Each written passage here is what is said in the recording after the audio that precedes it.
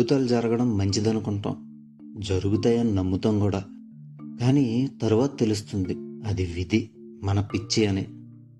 మనం కల్పించుకున్న భ్రమల్లో బ్రతికేస్తాం. పండగ celebrations ఎలాంటివంటే school పిల్లాడు పరీక్ష క్యాన్సిల్ అయిందని ఆనందపడడం లాంటివి. క్లుప్తంగా చెప్పాలంటే అమరావతి కథలు అనుకుంటా. అందులో ఒక కథ ఉంటుంది. మొగుడు జాతరలకు పులి వేషం వేస్తాడు. వాడిని ఆ వేషంలో చూసి అందరూ భయపడుతుంటే ఆనందానికి అవధులుండవు. సంబరపడిపోతాడు. ఎందుకంటే ఆ కాస్త సమయమో, ఆ ఒక్కరోజు పులి.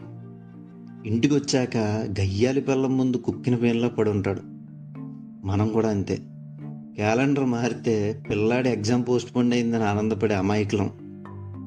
జీవితం అనే పిల్లం ముందు నిలబడలేక పండగలకు పులివేషం వేసుకుని కాస్త సమయం మందలో పడి ఎవడు ఎక్కువ ఆనందంగా ఉన్నాడా అని, లేకపోతే వాడిని ఎంజాయ్ కాంపిటీషన్లో లాగి పడేసి చివరికి అదే స్కూల్ యూనిఫామ్ వేసుకుని మామూలుగా బ్యాగ్ సర్దుకుని బాధపడికి పోతాం. పండగ నాడు మాత్రమే పులివేషం, పండగ పేరుతో సంతోషం. Happy new year. పదండి ముందుకు, పడండి త్రోసుకు, పడి దొర్లుదాం ఇంకా.